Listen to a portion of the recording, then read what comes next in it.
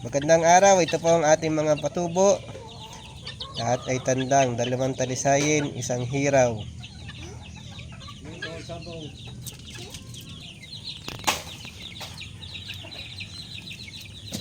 Bagong ulan po, ito po ang ilan sa ating mga manok dito.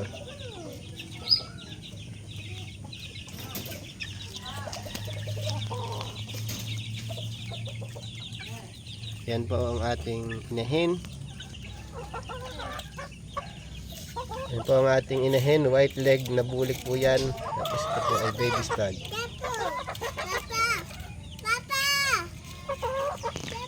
Ito po ang ating boss. Bagong ulan lang po na, ito po ang ating baby stag. White leg po yan. Yan po ang ating signature dito.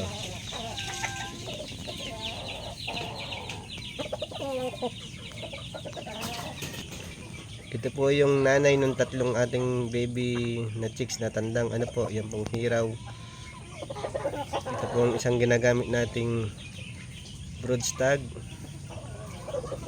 Yan po. May ano lang po yan sa mata. Nung bata siya, pero napaka ano po yan, ayos po yan, maganda.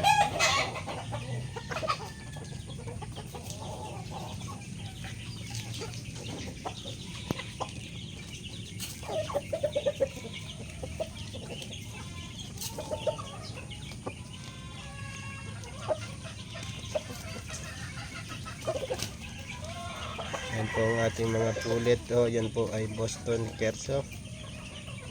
Cross po yan, hindi pa po yan ang itlog. Ito po yung ating bulik, white leg, anak po ito ng kaninang inahin. 5 months pa lang po yan.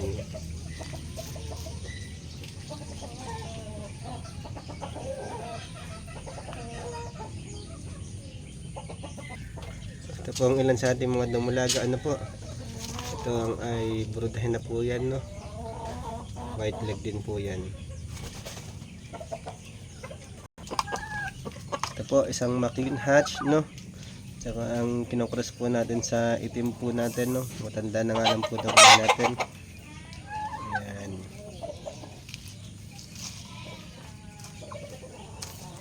Ito naman po, nakita niyo po, puti over talisayin.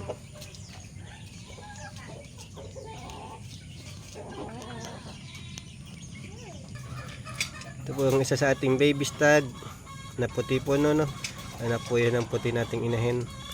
Yan, high station po yan.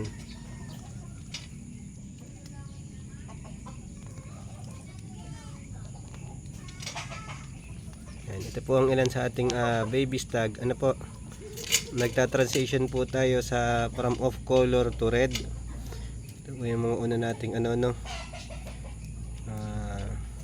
ayan po.